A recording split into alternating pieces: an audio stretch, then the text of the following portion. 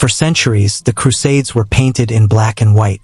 Christian against Muslim, faith against infidelity, God's soldiers against the so-called enemies of the cross. But hidden beneath the banners, beyond the screaming charges and holy cries, something far more dangerous was unfolding, something far more human. Because while knights died by the thousands, while kings paraded their piety before trembling crowds, two men, one Muslim, one Christian, stood at the very heart of the chaos. And in the shadows of blood-soaked wars, they made a pact that defied the church, a pact that angered the Caliphate, a pact that no scribe was ever meant to write down. This is the story of Sultan al-Kamil of Egypt and King Frederick II of the Holy Roman Empire. One, a ruler of the Muslim world, grandson of the mighty Saladin. The other, a Christian emperor who dared to defy the Pope himself. Enemies by religion, allies in everything that mattered. To understand the weight of their alliance, you must first understand the world in which it was born. The year was 1228. Europe was gripped by spiritual fever. Another crusade was declared. This would be the sixth. By now, the Holy Land had become less a divine mission and more a chessboard, where kings and sultans made moves that cost real lives. The church had long been the puppeteer, using war as a way to cement power. And the Holy Roman Emperor, Frederick II, was expected to follow suit. But Frederick was not like other kings. He was a scholar, a skeptic, a polyglot who spoke Arabic fluently, studied Islamic philosophy, and questioned the absolute authority of the Pope. And when Pope Gregory IX demanded that he take up the cross, Frederick delayed.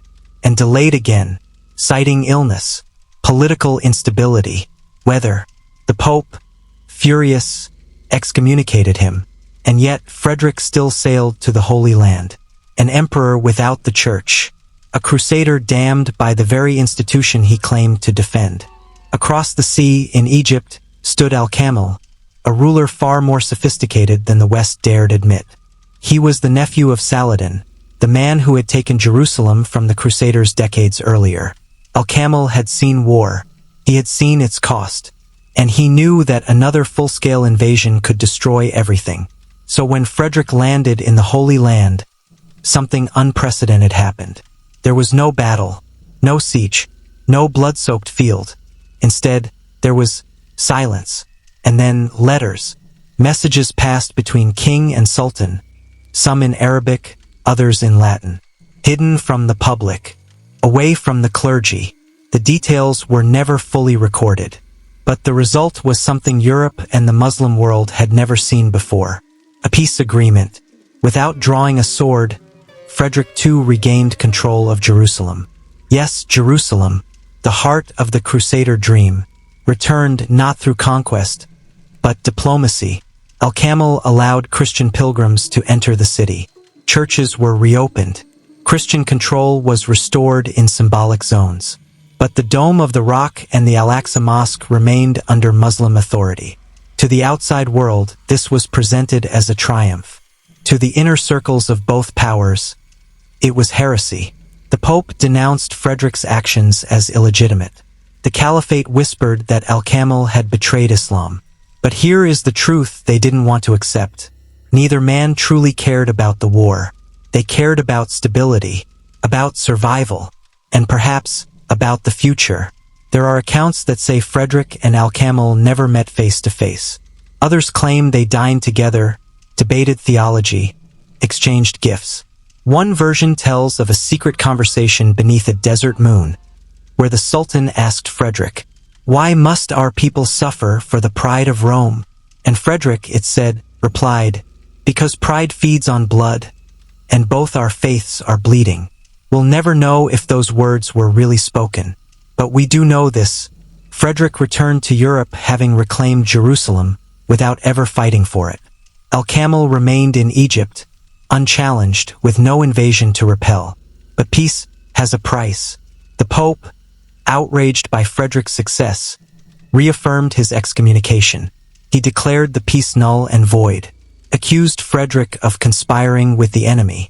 Meanwhile, al-Kamil was viewed by some of his own people as too lenient, too willing to compromise with infidels.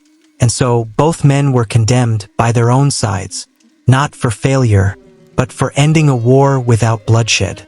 The church wanted martyrs. The caliphate wanted warriors. But what they got were statesmen.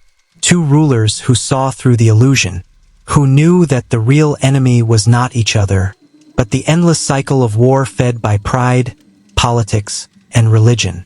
Their pact was never written in ink, but it echoed through time, because for a moment, just a moment, Jerusalem was not taken by steel. It was shared by reason, and perhaps that is why the story is so rarely told, because it doesn't glorify war. It doesn't serve the myth of holy conquest. It reveals something far more dangerous to the powers that be, that peace is possible, that war is often a choice, and that sometimes the greatest victories are the ones that leave no bodies behind. So the next time you hear about the Crusades, about the blood, the battles, the glory, remember this: there was a Muslim Sultan and a Christian king who stood on opposite sides of a war and chose not to fight,